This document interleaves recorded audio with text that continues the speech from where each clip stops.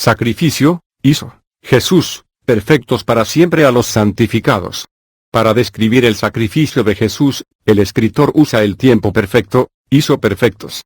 Está completo, finalmente y para siempre.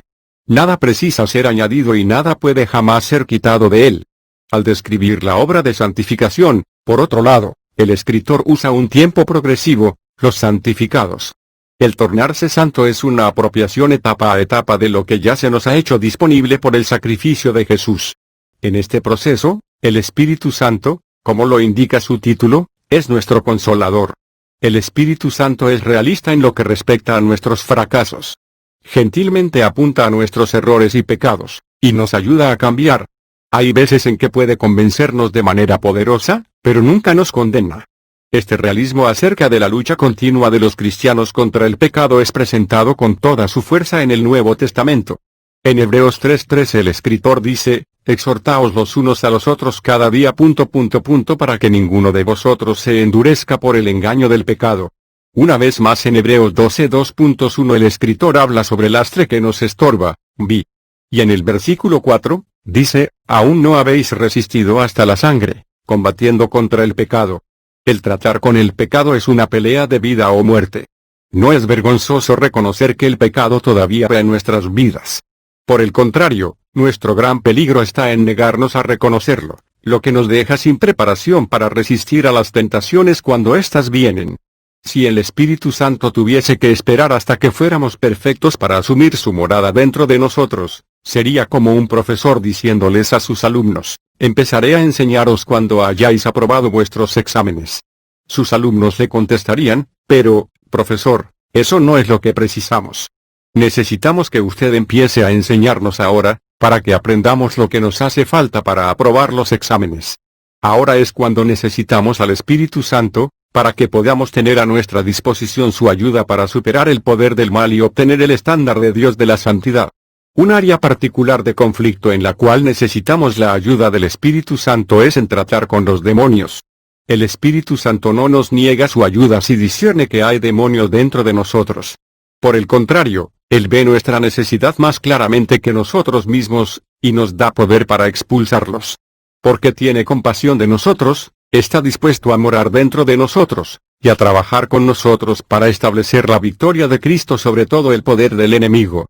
Nuestro progreso depende de hasta qué grado cooperamos con el Espíritu Santo dentro de nosotros.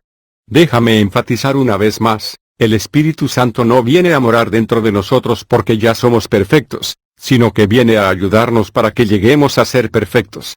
Ciertamente el Espíritu Santo no nos ayudará en nuestra lucha con los demonios si intentamos seguir viviendo en pecado, pero si reconocemos nuestros pecados y nos arrepentimos sinceramente, Él luchará con nosotros contra los demonios que nos esclavizan. Con su ayuda seremos capaces de expulsarlos y ser liberados. Limpiando el vaso en el testimonio que sigue a continuación, una funcionaria del Congreso en Washington después de Cristo habla con franqueza de sus luchas personales. Fui bautizada con el Espíritu Santo hace unos 7 años. Al final de junio del año pasado, en una iglesia de Washington, después de Cristo, recibí sanidad instantánea de la sordera nerviosa. Luego, en agosto mi médico confirmó que estaba curada de quistes y tumores en las mamas. Yo era una funcionaria de alto rango junto a un congresista y, mientras él estaba personalmente impresionado con mi sanidad, mi testimonio no fue bien recibido en los círculos políticos en los cuales me movía. En septiembre presenté la dimisión de mi trabajo y pasé los siguientes meses descansando y pasando tiempo con el Señor. Luego, a mediados de diciembre, me volví depresiva y abatida. La primera semana de enero fue horrible. Un día perdí la calma. Estaba aquí completamente sola, y tenía que ver con un asunto muy trivial. De manera instantánea, me percaté del pecado que había cometido, el odio. Mientras intentaba orar por perdón en inglés, me sentía sofocada. No por las emociones, sino por una presión distinta en mi garganta, una fuerza física real. Un amigo me sugirió que necesitaba liberación. Entonces, compré sus cintas, en las que usted habla de liberación y demonología.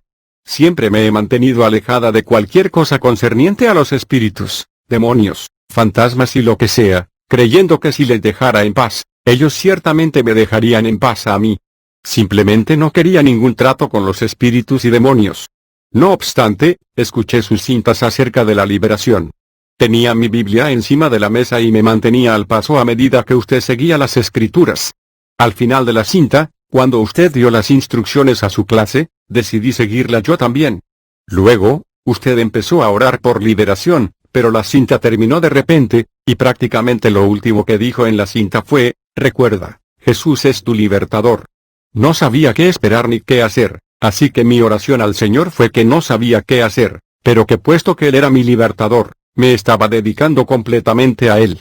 Nombré aquellas cosas que no eran del Señor que sentí que eran malignas y pecaminosas, las cuales no quería que formaran parte de mí, el resentimiento, la falta de perdón, las dudas, las ansiedades, los temores, etc. Como he dicho, no sabía qué esperar. En unos pocos minutos, no más que de 2 o 3, empecé a tener convulsiones y sentir náuseas de la manera más desesperada. Después de unos 10 minutos, sentí que mi región abdominal nunca volvería a ser la misma. Pero no sentía o creía que estaba completamente liberada.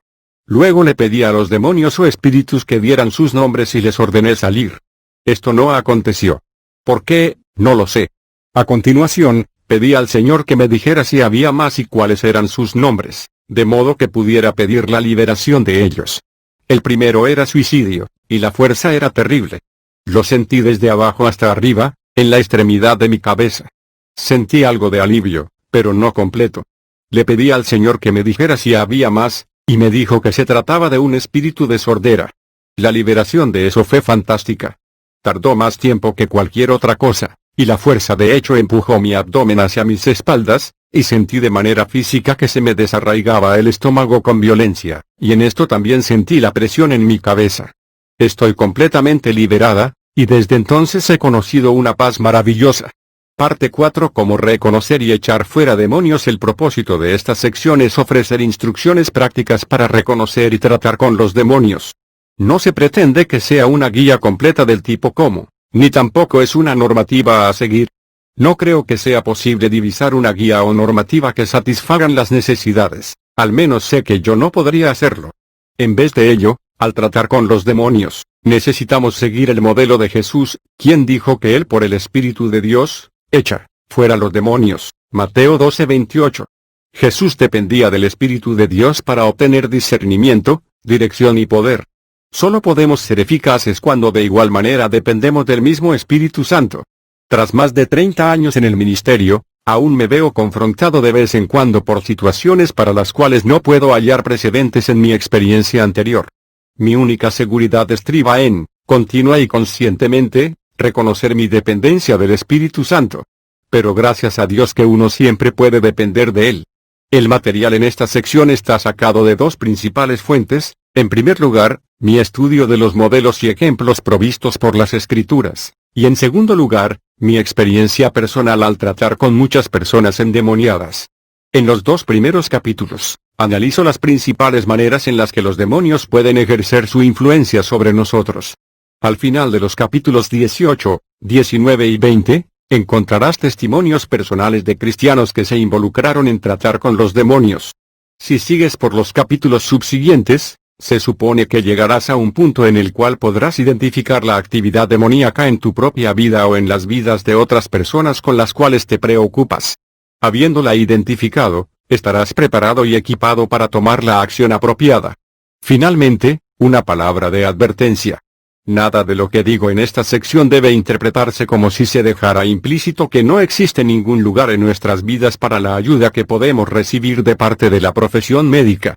En cuanto a mí, estoy profundamente agradecido por la habilidad y la dedicación con las cuales los médicos, enfermeras y otros han cuidado de mí. Sin su ayuda, probablemente hoy no estaría vivo para escribir este libro. 18. Actividades características de los demonios. Los espíritus malignos o demonios son, según mi comprensión, el escalón más bajo de las huestes espirituales de maldad, Efesios 6:12, que Satanás dirige contra la humanidad. Véase el capítulo 11.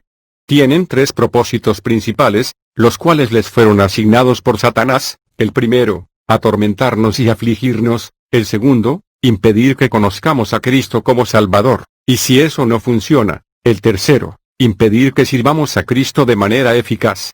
En el proceso de alcanzar esos propósitos, los demonios son normalmente invisibles. No pueden ser percibidos por el ojo humano. Sin embargo, podemos reconocer su presencia y actividad de la misma manera en que reconocemos la presencia del viento.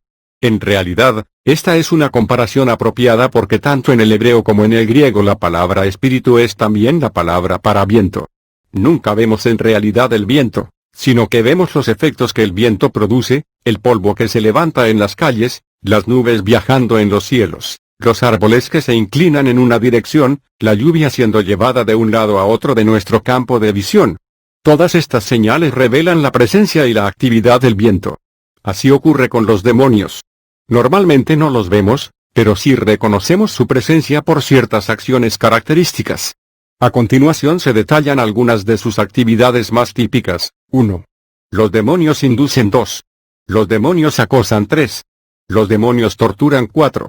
Los demonios obligan. 5. Los demonios esclavizan. 6. Los demonios causan adicción. 7. Los demonios corrompen. 8. Los demonios engañan. 9. Los demonios atacan el cuerpo físico. Echemos un vistazo a cada una de estas cosas. 1. Los demonios inducen. Los demonios persuaden a las personas a hacer el mal. Cada uno de nosotros hemos experimentado esto en alguna ocasión. La fascinación con frecuencia viene de manera verbal. Recoges una cartera que dejaron caer en la calle y ves dinero en su interior.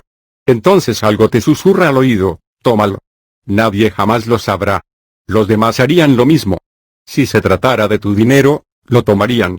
Cualquier cosa que tiene una voz es una persona, y esa voz pertenece a un demonio que te está fascinando. Si te rindes, Satanás habrá empezado a destruir tus defensas. Ya no podrás tener una conciencia limpia. Sabrás que eres culpable. Eso prepara el camino para el próximo asalto de Satanás. 2. Los demonios acosan. Los demonios te estudian, siguen tus movimientos, observan tus momentos de debilidad, detectan tus puntos débiles. Luego maquinan situaciones que abrirán el camino para que puedan meterse dentro. Tomemos, por ejemplo, un ejecutivo que ha tenido un día terrible en la oficina. Todo le ha salido mal. Ha tropezado en las escaleras, su secretaria le volcó el café encima, el aire acondicionado no ha funcionado, un cliente airado se acercó amenazando poner una denuncia. Luego, en el camino a casa, pasó una hora sentado en su automóvil atrapado en un atasco. Cuando finalmente llega a casa, la cena no está lista y los niños están corriendo de un lado a otro, chillando. Es en este punto cuando pierde los nervios y empieza a gritarle a toda su familia. Él es un hombre amable y gentil, y su esposa y sus niños están horrorizados. Le perdonan rápidamente cuando pide perdón. Su estallido pudo simplemente haber sido una pérdida del control de sí mismo, pero un demonio de ira estaba observando, y ahora espera una oportunidad similar. Cuando el hombre pierde el control de nuevo, el demonio agarra ese momento de guardia baja y se mete dentro. Pronto su mujer nota en él un cambio. Su amor por su familia no ha cambiado, pero hay veces en las que algo distinto asume el control.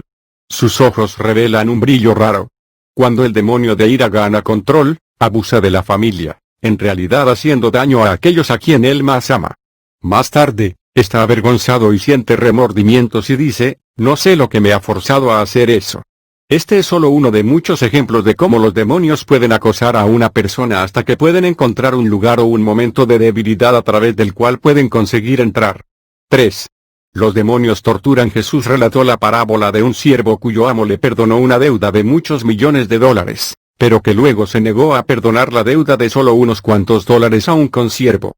La parábola concluye con un juicio sobre ese siervo implacable. Entonces su señor, enojado, le entregó a los verdugos, hasta que pagase todo lo que le debía. Mateo 18:34. En el versículo siguiente Jesús aplicó esta parábola a todos los cristianos: así también mi Padre Celestial hará con vosotros si no perdonáis de todo corazón cada uno a su hermano sus ofensas. Los verdugos, creo yo, son demonios.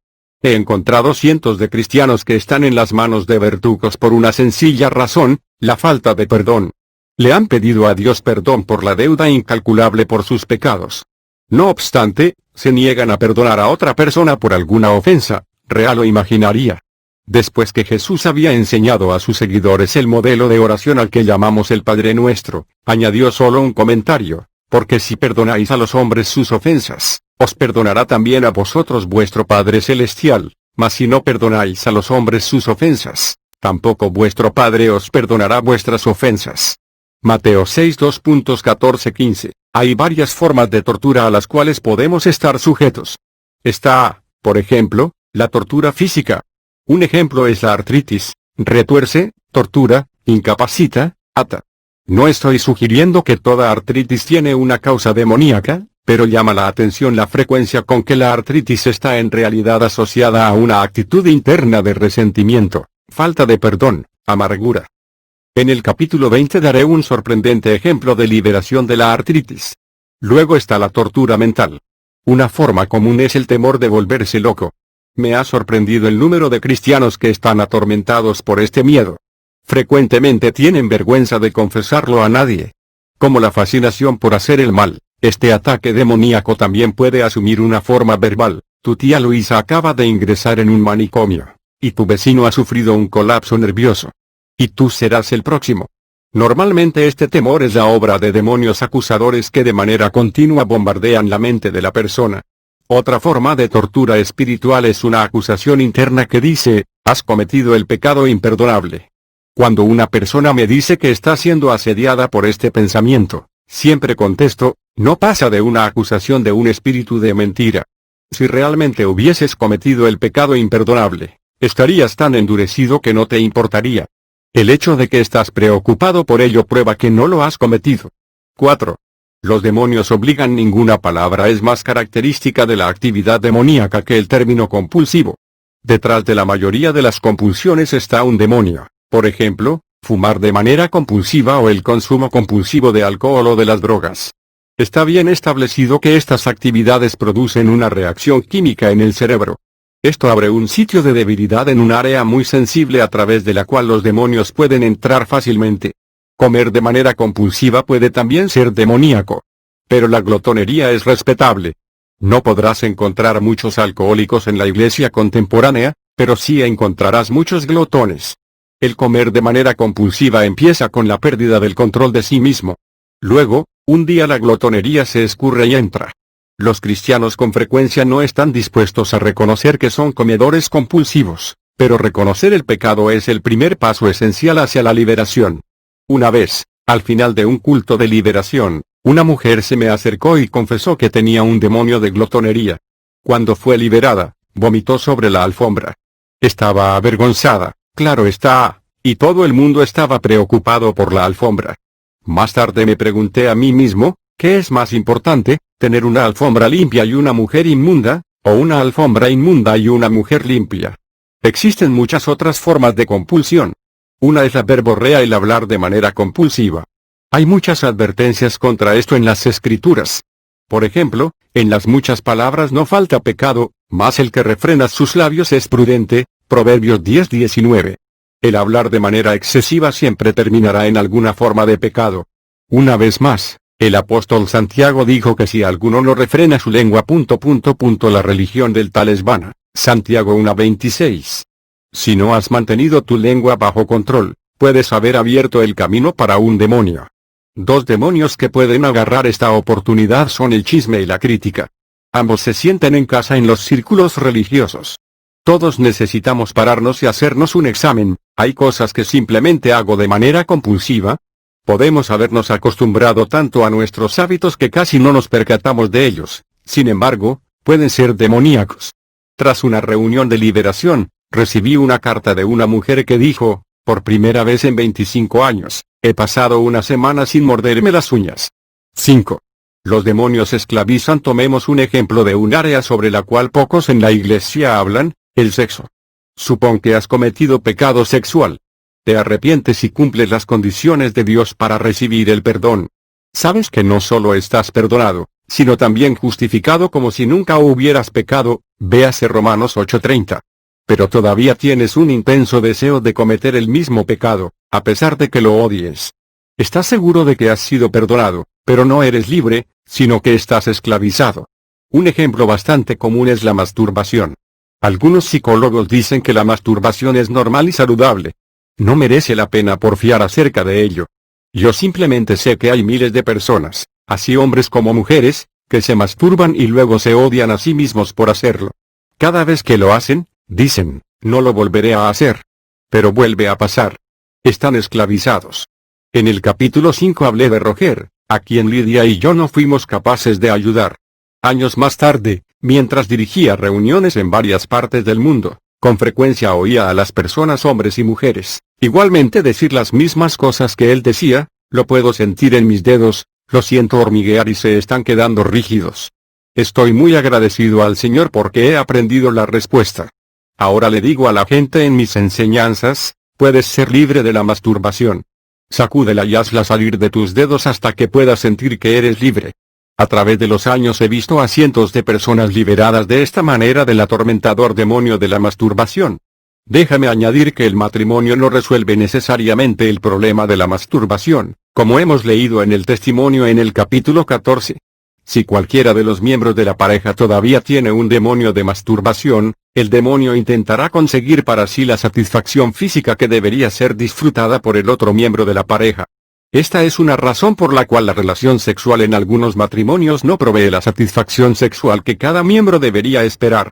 Cuando combinamos obligar con esclavizar, llegamos a una forma muy particular de esclavitud. 6.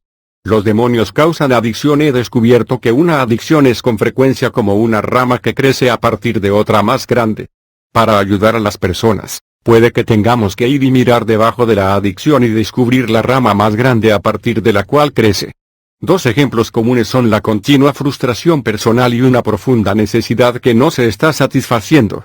Tomemos como ejemplo dos mujeres casadas, una pertenece a la iglesia episcopal y la otra viene de una iglesia de Dios. Ambas están enteradas de que sus maridos salen con otras mujeres, se gastan en sí mismos el dinero que necesitan para las necesidades del hogar, y demuestran poco interés por su familia. Ambas están buscando desesperadamente alguna fuente de consuelo. La mujer de la iglesia episcopal va hacia el bar de su salón y se convierte en alcohólica. La mujer de la iglesia de Dios, que jamás se acercaría a una bebida alcohólica, va a la nevera y come todo lo que tiene delante. Se vuelve adicta a la comida, una glotona. En ambos casos, la liberación de la adicción, tanto del alcohol como de la comida, probablemente no estará completa a no ser que se trate con la rama que sustenta la adicción, la frustración de cada mujer con su marido. La mejor solución sería que el marido se arrepintiera y cambiara. Pero incluso si no lo hace, la esposa no puede esperar ser liberada, a no ser que le perdone y se deshaga de su amargura o resentimiento hacia él. En los Estados Unidos hoy, más del 50% de los hogares están constituidos por personas solas. Como resultado, la profunda necesidad emocional del amor de la compañía puede acabar sin satisfacerse.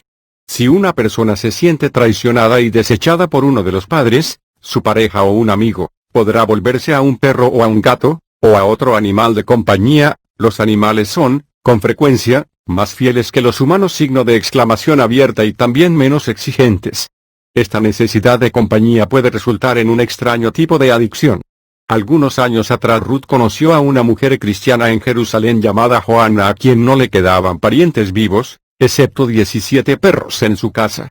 No podía ver un perro perdido sin llevárselo a casa. Donde quiera que iba Joana, allá iban sus perros también. Algunos de ellos dormían con ella en su cama. Ella era, en realidad, adicta a sus perros. Cuando de repente Joana fue llevada enferma al hospital, sus perros se volvieron locos. Corrían de un lado para otro, ladrando fuertemente. Finalmente, un vecino exasperado les tiró a los animales comida envenenada y todos murieron. Poco tiempo después, Joana también murió. Ya no tenía nada por lo que vivir. En otros casos puede que nosotros mismos no nos volvamos adictos, pero podemos ser la causa de adicción en otra persona. Los padres atareados pueden descubrir para su desesperación que un hijo adolescente se ha hecho adicto a una de las muchas drogas que están disponibles con tanta facilidad. Descubren demasiado tarde que su hijo o hija se ha vuelto a las drogas como un sustituto del amor y el compañerismo que están demasiado ocupados para dar. Casi cualquier cosa que es compulsiva y esclavizante es una adicción, y no hay límites para las formas que las adicciones pueden asumir. En 1 Corintios 6:12, Pablo dijo: todas las cosas me son lícitas, pero yo no me dejaré dominar de ninguna. Esto nos provee una definición bíblica de la adicción.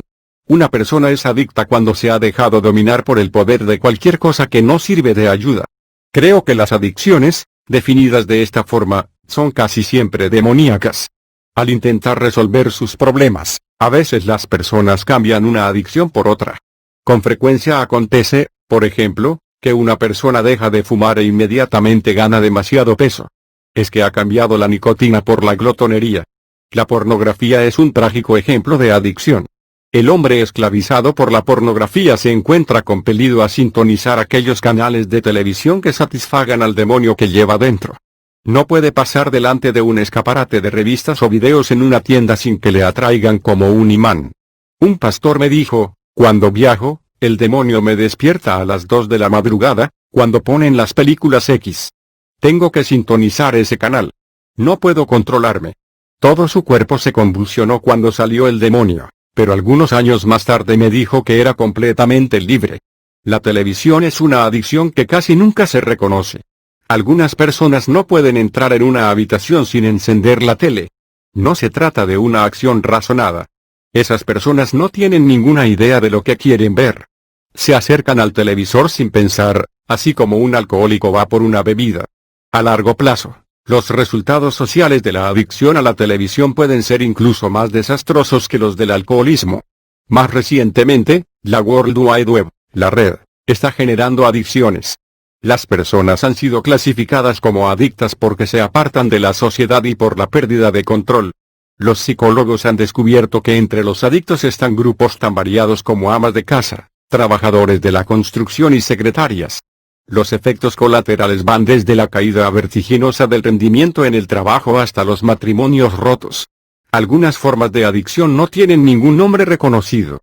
Lidia y yo una vez cuidamos de una joven que era miembro de una iglesia pentecostal. Tenía un deseo compulsivo de inhalar esmalte de uñas. Cuando entro en el departamento de cosméticos de una tienda, nos contó ella, tengo dos opciones. Tengo dos opciones, o compro esmalte de uñas o salgo corriendo de la tienda, pero tengo que hacer una de estas dos cosas. Cuando fue liberada, el demonio la tiró al suelo y salió chillando, exactamente de la misma manera como lo hizo el hombre en Marcos 1:26. Otra adicción más conocida es inhalar pegamento para aviones o un producto similar. Esto es sorprendentemente común entre la gente joven, y con frecuencia no se reconoce por parte de los padres. Algunas adicciones son más poderosas o peligrosas que otras, pero ninguna trae ningún beneficio. Dos bebidas aceptadas socialmente que pueden llegar a ser adictivas son el café y los refrescos, especialmente las bebidas con cafeína como las colas. Según las estadísticas, el americano promedio consume 200 litros de refrescos en un año. Algunas veces una persona que deja de beber café o colas atraviesa síntomas de abstinencia similares a aquellos de una persona que está saliendo de las drogas duras. Un factor decisivo en la comercialización de un producto es el hecho de que pueda volverse adictivo. Una vez que una persona haya llegado a enviciarse, al productor se le garantiza un cliente para toda la vida. Algunas compañías de tabaco en los Estados Unidos han reconocido recientemente que alteraban de forma deliberada el contenido de nicotina de sus cigarrillos con el fin de asegurar la adicción. 7. Los demonios corrompen. Que los demonios corrompen no es sorprendente ya que la Biblia los llama espíritus inmundos, Marcos 5:13. Un área principal que los demonios corrompen es nuestra área mental, nuestros pensamientos e imaginaciones. Esto puede asumir la forma de imágenes impuras y lascivas o fantasías que se proyectan sin pronunciarse en nuestras mentes. Puede ocurrir especialmente cuando estamos intentando concentrarnos en las cosas de Dios, tanto en la adoración como en la lectura de la Biblia.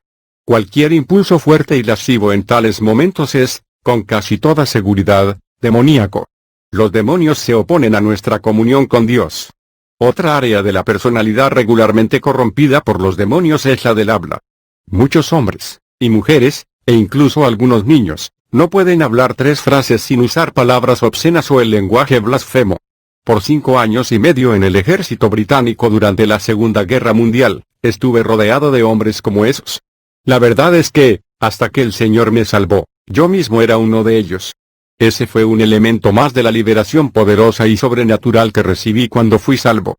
Un día, no podía hablar sin blasfemar y maldecir. Al día siguiente, ese lenguaje ya no salía de mi boca. No fue el resultado de un esfuerzo de mi voluntad, sino que simplemente había desaparecido. Solo más tarde me di cuenta de que Dios me había liberado de manera sobrenatural de demonios que corrompen. Los demonios de blasfemia y lenguaje inmundo tuvieron que irse, de la misma forma en que el demonio de yoga se había ido. 8. Los demonios engañan. Creo que los demonios están detrás de casi toda forma de engaño espiritual. En 1 Timoteo 4:2.1, Pablo dice, pero el Espíritu dice claramente que en los postreros tiempos algunos apostatarán de la fe, escuchando a espíritus engañadores y a doctrinas de demonios. Como he señalado en el capítulo 16, las personas no pueden abandonar la fe, si nunca han estado en ella. Estos son cristianos que han sido atraídos para fuera de una fe bíblica sólida a alguna forma de error doctrinal.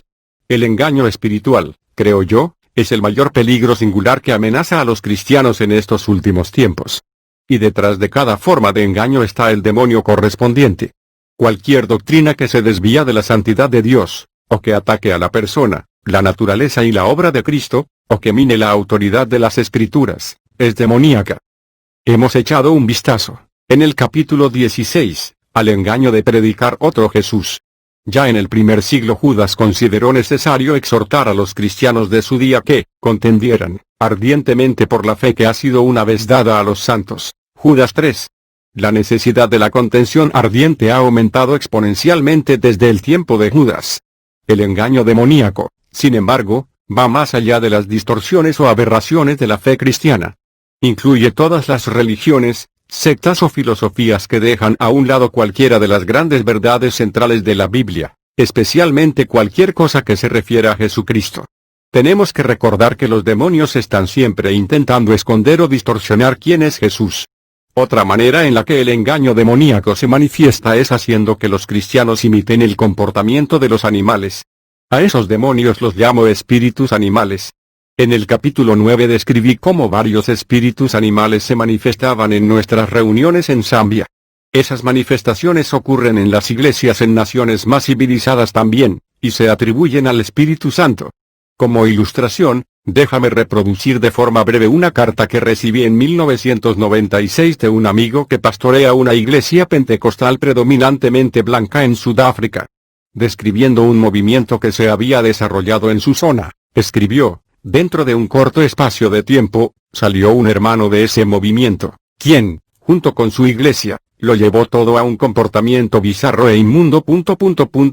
Así que, por lo tanto, no era inusual oír a los hermanos ladrar, arrastrarse en el suelo como animales y hacer otros ruidos de animales relacionados, todo bajo el poder de una fuerza incontrolable. Estos fenómenos se atribuyeron a la obra del Espíritu Santo. Por ejemplo, en una iglesia los hombres estaban arrastrándose gateando por el suelo, como perros, y levantando sus piernas contra las sillas como si estuvieran en posición para orinar. En nuestra iglesia, una mujer llegó una noche y empezó a cacarear como una gallina en la parte de atrás de la iglesia. Esto duró un tiempo, hasta que, en un total frenesí, dio un salto y empezó a levantar su blusa y exhibirse. No hace falta decir que, como usted puede imaginar, nunca he visto a los líderes moverse tan rápido para retirar a la señora de la iglesia. Este relato ilustra de manera vívida el poder del engaño demoníaco. Todas las iglesias involucradas en este movimiento provenían de iglesias que decían creer en la Biblia. La tragedia es que ese tipo de comportamiento se atribuía al Espíritu Santo. ¿Quién es el Espíritu de Santidad? Romanos 1:2.4. Trato la cuestión de un falso Espíritu Santo en mi libro Protección contra el engaño. 9. Los demonios atacan el cuerpo físico. En el capítulo 20 estableceré la conexión entre los demonios y las enfermedades físicas. Aquí, simplemente menciono algunas otras maneras en las cuales los demonios pueden afectarnos físicamente. Hay, por ejemplo, un demonio de cansancio. Hace algunos años, yo estaba involucrado en una prolongada sesión de liberación con una mujer que, después de un rato, empezó a decir: ya no puedo seguir con esto, estoy demasiado cansada. No lo puedo aguantar más. Empecé a sentir lástima de ella. Luego me pregunté si era un demonio el que hablaba, no la mujer. Lo reté, y el demonio contestó: es cierto. Ella está siempre cansada. Está cansada cuando se levanta. Está cansada cuando se va a la cama. Está demasiado cansada para orar, demasiado cansada para leer la Biblia. Parecía que este demonio en particular actuaba para ocultar a otros demonios. Si pudiese persuadirme a parar, los otros no tendrían que enfrentarse a la autoridad del nombre de Jesús y ser expulsados. Cuando discerní la artimaña y eché fuera el demonio de cansancio, los otros demonios salieron, uno a uno. Otro efecto físico que los demonios pueden producir es la somnolencia antinatural. Isaías habla acerca del espíritu de sueño, Isaías 19:10. A veces, cuando un cristiano quiere orar o leer su Biblia a las 10 de la noche, está profundamente dormido a las 10:15. Sin embargo, la misma persona puede estar de pie viendo la tele hasta las primeras horas de la mañana. Muchos cristianos han testificado haber sido afectados por una fuerza sobrenatural que se opone a ellos cuando procuran leer la Biblia u orar. El sueño antinatural puede también ser el medio para escapar de situaciones desagradables de la vida. Conocí a una mujer que algunas veces dormía 16 horas de una sola vez cuando estaba bajo presión en casa. Cuando se echó fuera el demonio, este protestó: "No me puedes echar fuera. Soy su salvación". Había una lógica pervertida en las palabras del demonio. El sueño era la manera que tenía esta mujer de escapar de las realidades desagradables de la vida. Era una falsa salvación. Si vamos más allá de los síntomas específicos de la actividad demoníaca, tales como aquellos descritos en este capítulo, podemos discernir una característica general de la mayoría de las personas que están endemoniadas: la inquietud. Una persona que puede mantener una actitud de compostura serena en todas las situaciones atribuladas de la vida probablemente está libre de demonios. Pero no hay demasiadas personas así. Liberado de un espíritu de muerte. El testimonio que presento a continuación es de un hombre de negocios estadounidense que fue liberado de un espíritu de muerte. Hace unos 3 años, sin que lo supiera, llevaba dentro un espíritu de muerte. Caí en ello en la forma de un acontecimiento espiritual, es decir, direcciones de parte de Dios. Esencialmente tuve la impresión de que moriría antes de los 60, o dentro de unos 30 años, y que necesitaba poner mi vida al día. Había visto la visión de un cuerpo en una caja, irreconocible al principio, pero vino el reconocimiento gradual de que era yo. La impresión se hizo más clara, y estaba convencido de que Dios me estaba mostrando que moriría dentro de 30 años. Entonces empecé a hacer aquellas cosas que uno necesita hacer para prepararse, tales como una reunión de 2 días con mi hijo mayor para darle las buenas nuevas, cartas de preparación a los demás de la familia, actualizar el testamento. Comencé a vivir para morir, lo que afectó a cada área de mi vida. En años recientes me familiaricé bastante con la muerte. Desde que me hice creyente en 1964, perdí a mis abuelos, viejos, a mi mujer, 33 años, y a un hijo, 7, en un tornado, a mi padre, 68, a mi hermano, 41, a un sobrino, 14, a un sobrino, 10, en un accidente de automóvil, a una nieta de 6 semanas en un nacimiento prematuro, causada por un accidente, y actualmente tengo una nieta con fibrosis pancreática. Anteriormente, mi madre murió a la edad de 41 años. Asimismo, mi suegro murió, y mi socio en los negocios y amigo íntimo murió en 1988 tras caerse de una escalera. Me acostumbré de tal modo a tratar con la muerte y sus resultados que pensé que Dios me había dado los dones necesarios para ser un testigo para Él en ese momento crítico. A principios de 1987, me retiré de la mayor parte de la actividad espiritual a mi alrededor. Me volví negativo con respecto a mi negocio. Mi salud empezó a deteriorarse. Antes, había sufrido una operación a corazón abierto en 1981 y salí de la misma tan contento. Pero en 1987 los vasos coronarios empezaron a cerrarse, uno tras otro, así que tuve mi primera cirugía angioplástica, el procedimiento del balón, en noviembre de 1987, mi 7º procedimiento angioplástico en octubre de 1989.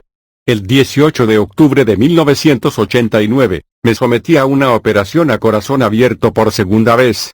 3 de los mismos vasos involucrados en la operación de 1981 fueron sustituidos, junto con un nuevo vaso.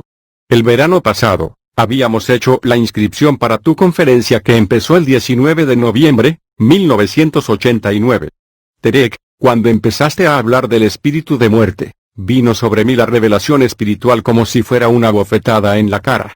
Tan pronto como dijiste espíritu de muerte, supe inmediatamente a quién llevaba dentro, a quien había recibido y me estaba engañando. Fui liberado con una tos severa, muy dolorosa, debo añadir, debido a mi reciente operación a corazón abierto. Escogí vivir, no morir. Fui liberado del espíritu de muerte, sin sí, y pero, allí mismo y en el momento.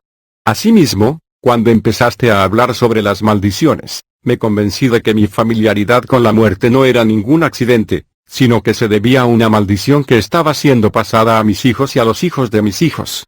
Cumplí las exigencias y decidí hacer lo que fuera necesario para romper la maldición. La liberación y el romper la maldición sobre mi vida fueron como resucitar. Estaba viviendo para morir, pero ahora estoy viviendo para vivir, y contar las obras de Jehová. Salmo 118 2.17. 19. Áreas de la personalidad afectadas por los demonios. Como ciudad derribada y sin muro es el hombre cuyo espíritu no tiene rienda. Proverbios 25 2.28. Salomón está comparando la personalidad humana a una ciudad. Todas las paredes de la misma se han desmoronado. Una persona como la que Salomón describe no tiene ninguna defensa interior. La personalidad de un adicto a las drogas, por ejemplo, ha sido quebrantada de tal manera que los demonios de todo tipo pueden ir y venir libremente. Ya no quedan defensas que puedan mantenerlos fuera. Una persona así necesita más de una experiencia singular de liberación. Precisa pasar por un proceso de rehabilitación mientras se están reconstruyendo sus muros espirituales. Esto puede llevar meses y años. La analogía de una ciudad puede también aplicarse a personas que no están esclavizadas por las drogas. El interior de cada uno de nosotros es, algunas veces, análogo a una gran ciudad, con todos sus barrios y residentes.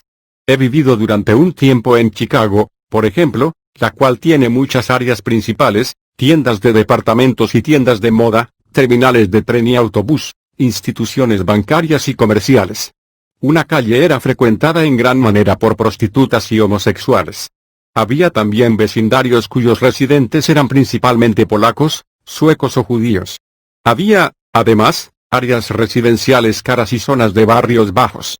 Utilizando una ciudad como modelo, delinearé, de forma breve, algunas de las principales áreas de la personalidad humana, indicando los tipos de demonios que establecen residencia en cada área. Creo que esto te ayudará en tus futuros estudios, meditación y oración. 1. Las emociones y actitudes. 2. La mente. 3. La lengua. 4. El sexo. 5. Los apetitos físicos. Luego, dedicaré gran parte del capítulo 20 a las maneras en las que los demonios asaltan el cuerpo físico. 1. Las emociones y actitudes. Esta área de la personalidad humana es asediada por numerosos demonios, algunos de los cuales mencionaré a continuación. He llegado a la conclusión de que cada emoción o actitud negativa abre el camino para el demonio correspondiente. Una persona que tiene una explosión de ira o un susto repentino no está, como he dicho antes, necesariamente bajo la influencia de un demonio de ira o miedo, pero si esas emociones se vuelven obcecadas o habituales, entonces con bastante probabilidad hay un demonio operando. Los demonios tienden a operar en bandas. Típicamente, un demonio es un abrepuertas, es decir, mantiene la puerta abierta para que le sigan una sucesión de otros demonios. Uno de los abrepuertas más comunes es el rechazo, una sensación de no ser querido, amado, importante. Todo ser humano nace con un deseo profundo e innato de amor y aceptación.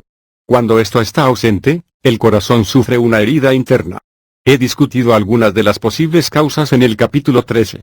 Es posible que la madre no haya querido al bebé que llevaba en su vientre. O los padres no amaban a la criatura, o a lo mejor no sabían cómo demostrar su amor. El amor no demostrado no satisface las necesidades emocionales de un niño. O el sentimiento de rechazo puede ser causado por la rotura de una relación íntima, quizás un divorcio. Sea cual fuera la causa, un demonio de rechazo ha ganado entrada. Hay dos reacciones distintas al rechazo. Una es pasiva.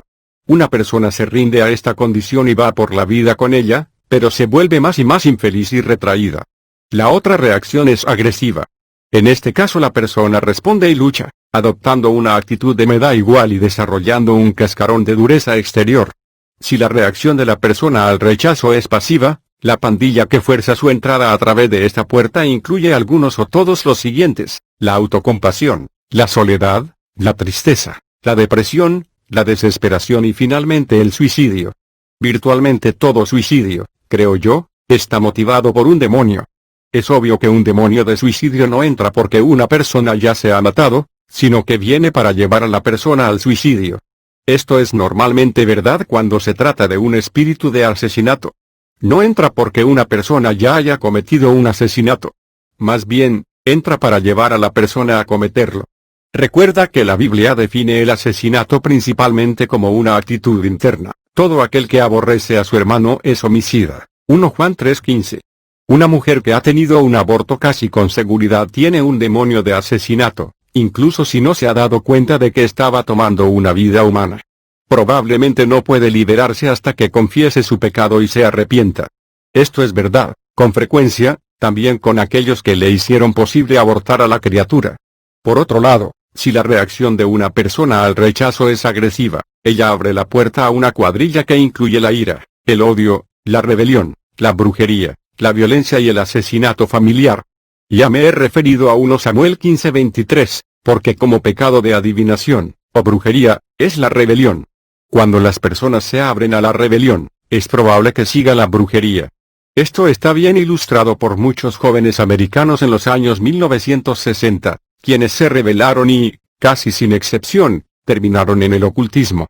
Le doy gracias a Dios porque yo, personalmente, he llegado a conocer a cientos de ellos que fueron salvos y liberados de manera gloriosa. Durante algún tiempo trabajé con un joven cuya vida ilustraba vívidamente el resultado de una respuesta agresiva al rechazo.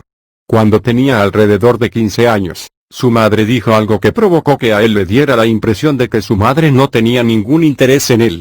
Él se fue a su habitación, se lanzó a la cama y sollozó de manera compulsiva durante media hora.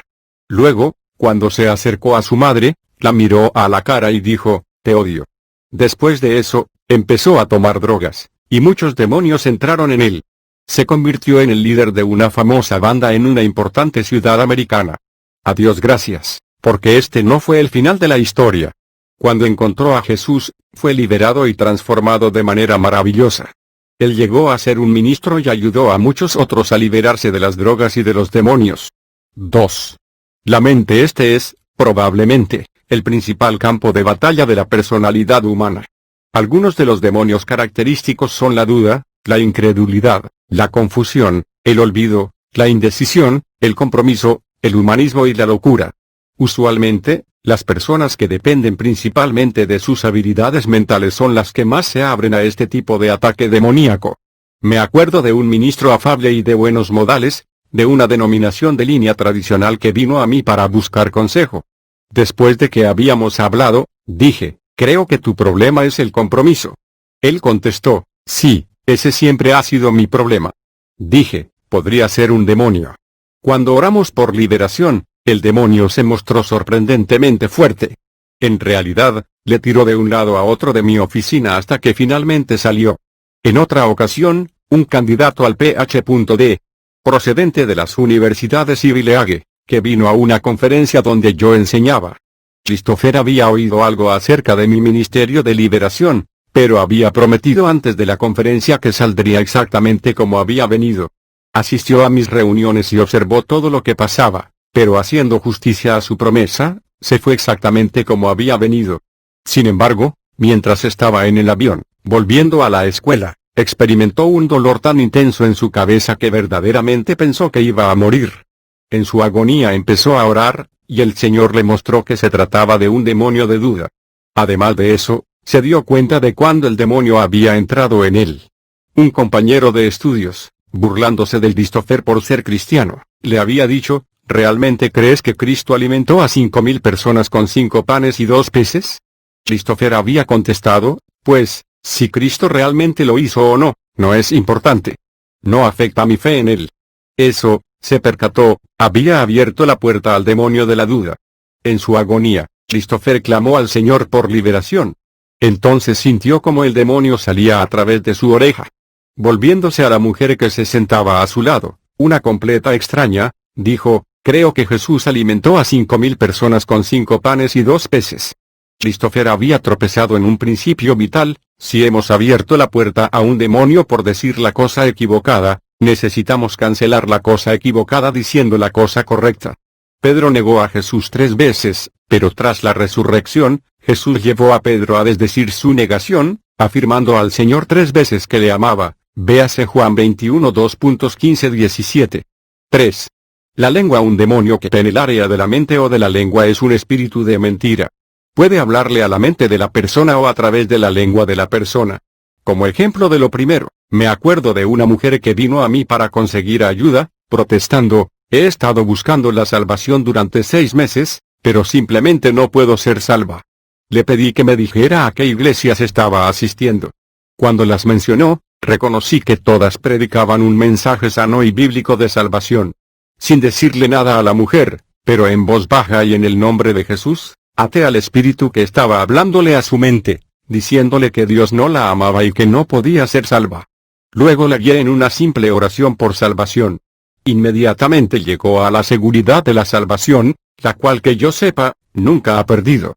La autoridad para atar o desatar, que ejercí en este caso, es un arma importante a la hora de tratar con los demonios. En Mateo 12:29, sobre expulsar los demonios de una persona, Jesús dijo: «Porque, ¿cómo puede alguno entrar en la casa del hombre fuerte, y saquear sus bienes, si primero no le ata? Y entonces podrá saquear su casa». Si hay una pandilla de demonios, el hombre fuerte es normalmente el líder, el cual controla y domina al resto. En el proceso de liberación, será generalmente el primero en manifestarse. Más adelante, en Mateo 18:18, Jesús dio a sus discípulos autoridad para atar y desatar a las fuerzas espirituales: «De cierto os digo que todo lo que atéis en la tierra, será atado en el cielo, y todo lo que desatéis en la tierra será desatado en el cielo». La autoridad para atar o desatar puede ser muy efectiva en el trato con los demonios, pero su ejercicio debe salvaguardarse por la aplicación de importantes principios espirituales. En el capítulo 25 delineo esos principios. El espíritu de mentira que estaba en la mujer, con el que yo estaba tratando, le estaba hablando a su mente. Por otro lado, un espíritu de mentira puede también hablar por medio de la lengua de una persona. Por ejemplo, hay personas que son mentirosas compulsivas. No son conscientes del demonio de mentira dentro de ellas, y con frecuencia ni siquiera saben cuando están mintiendo. Ronald, un hombre de negocios cristiano, acostumbraba a venir a visitarnos a Lidia y a mí a nuestra casa.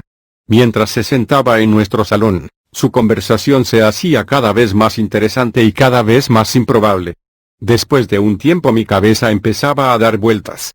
¿Se cree lo que está diciendo?, me preguntaba a mí mismo. ¿Lo creo yo? Sin embargo, era completamente sincero, y no era, en lo más mínimo, consciente de que estaba mintiendo. Más adelante descubrí de qué manera aquel espíritu de mentira había entrado. Ronald era un hijo adoptivo de padres ricos que no tenían otros hijos. Tenían grandes expectativas acerca de él. Si Ronald llegaba a casa con notas bajas, sus padres le demostraban su decepción. Así que, empezó a mentir acerca de sus notas. Finalmente se acostumbró tanto a mentir, que ni siquiera supo cuando el espíritu de mentira vino y asumió el control. Más tarde perdí el contacto con Ronald y no tengo ninguna certeza de que jamás haya sido liberado. Los mentirosos compulsivos son personas controladas por demonios mentirosos. Engañan a los demás y son ellos mismos engañados. Incluso pueden aprobar una prueba del detector de mentiras. Otros demonios en el área de la lengua son la exageración, el cotilleo, o chisme, la crítica y la difamación. La exageración es un demonio que tiene como objetivo principal a los evangelistas, de ahí viene la frase evangelísticamente hablando. El cotilleo y la crítica son dos demonios que se sienten muy en casa dentro de la iglesia. 4. El sexo. Algunos cristianos ven el sexo como impuro en sí mismo. Se avergüenzan incluso de pensar en ello, cuanto menos hablar de ello con franqueza. Con todo, esta no es una actitud espiritual. Dios creó a Adán y Eva como seres sexuales, luego declaró que todo lo que había creado era muy bueno, obviamente incluyendo el sexo. Véase Génesis 1:31. El impulso sexual en los seres humanos es tan fuerte, sin embargo, que es un blanco principal para Satanás. Él sabe que si puede conseguir el control en esta área, tiene un arma poderosa para influenciar cada área del comportamiento. He descubierto que virtualmente todas las formas de aberración sexual compulsiva son el resultado de la presión demoníaca. Esto incluiría la masturbación, la pornografía, la fornicación, el adulterio, la homosexualidad, el lesbianismo, la afeminación y toda suerte de perversiones que tienen que ver con lo que Pablo dice que, vergonzoso es aún hablar de lo que ellos hacen en secreto, Efesios 5:12. Hay varias maneras por las cuales estos demonios pueden ganar entrada. Recuerdo una mujer casada, una profesora de escuela dominical de una importante denominación, que le confesó a Lidia que había estado involucrada en 2 ocasiones en el adulterio. No obstante, ella estaba desesperadamente avergonzada y aparentemente contrita. Procurando descubrir la fuente de su compulsión, supimos que su padre había estado involucrado en relaciones adúlteras en la época en que fue concebida. Parecía que el demonio de adulterio de su padre había entrado en ella en ese momento. Cuando Lidia y yo oramos por ella basándonos en eso, ella recibió una poderosa liberación. ¿Necesito confesar a mi esposo lo que he hecho?, preguntó, añadiendo, él es un boina verde 4 y siempre lleva un arma. Esa es una decisión que usted tiene que tomar, contesté. No la podemos tomar por usted, pero creo que Dios no bendecirá por completo su matrimonio a no ser que haya completa honestidad entre usted y su marido. Más adelante, ella sí le confesó todo y él la perdonó. Como resultado, ella nos dijo que su relación matrimonial era mejor de lo que lo había sido jamás. El momento de la concepción es un momento muy decisivo. Los chinos calculan la edad de una persona a partir de ese momento. Los niños concebidos fuera del matrimonio con frecuencia nacen con un espíritu de fornicación. Esto les presiona, a medida que crecen, a cometer el mismo pecado. 5. Los apetitos físicos. Esta es otra área abierta a los demonios. Las dos más básicas son el comer y beber, las cuales algunos cristianos ven como puramente naturales, con ninguna importancia espiritual. Con todo, el Nuevo Testamento muestra estas actividades como importantes elementos de nuestro estilo de vida cristiano. Los nuevos cristianos añadidos a la iglesia después del día de Pentecostés, por ejemplo, comían juntos con alegría y sencillez de corazón, alabando a Dios, y teniendo favor con todo el pueblo. Hechos 2:46-47. Había algo con relación a la manera en la que estos cristianos comían y bebían que impresionaba a sus vecinos inconversos. ¿Sería verdad con relación a los cristianos contemporáneos? Otra vez, en 1 Corintios 10:31, Pablo dice, sí, pues, coméis o bebéis, o hacéis otra cosa, hacedlo todo para la gloria de Dios. Esto suscita una pregunta muy práctica: ¿es posible comer demasiado para la gloria de Dios? Este asunto confronta a los cristianos del mundo occidental en particular, donde el comer demasiado se ha convertido en un estilo de vida. ¿Cuántos considerarían siquiera que a lo mejor están esclavizados por un demonio de glotonería? Sin embargo, esto explica con certeza por qué multitudes cambian de un régimen a otro, sin nunca alcanzar su objetivo de un peso moderado y estable. Están tan atados a la comida, como he explicado en el capítulo 18, como otros lo están al alcohol o a la nicotina. Asimismo, las consecuencias espirituales y físicas de comer en demasía no son, en absoluto, menos perjudiciales que aquellas asociadas a la nicotina o al alcohol. Salomón ofrece una oración que sería adecuada a los cristianos atados por esos apetitos: cazadnos las zorras pequeñas, los pequeños demonios, que arruinan las viñas, pues nuestras viñas están en flor. Cantar de los Cantares 2:15, bla, aunque puedan parecer sin importancia, estos pequeños demonios semejantes a zorras pueden echar a perder los tiernos frutos del Espíritu Santo que Dios busca encontrar en nuestras vidas. Una forma de fruto espiritual que inevitablemente sufre los ataques de las pequeñas zorras es el fruto del autodominio. No puede coexistir con la autocomplacencia. Tenemos que acordarnos de la advertencia de Jesús en Juan 10:10, el ladrón no viene sino para hurtar, matar y destruir. Los demonios pueden venir por medio de varios apetitos y lujurias, incluyendo el alcohol, la nicotina y la comida, pero sin importar la puerta por la cual entran, todos tienen la misma motivación: hacer todo el daño que puedan. Con frecuencia la barrera que no se reconoce para recibir liberación es el orgullo. Puede resultar difícil para los cristianos que frecuentan la iglesia llamar a sus problemas por el nombre correcto y reconocer que necesitan ser liberados de un demonio. La mujer cuyo demonio de glotonería salió por medio del vómito estaba avergonzada, pero con certeza aquella vergüenza temporal fue un precio pequeño a pagar por la liberación de tan humillante y destructiva atadura.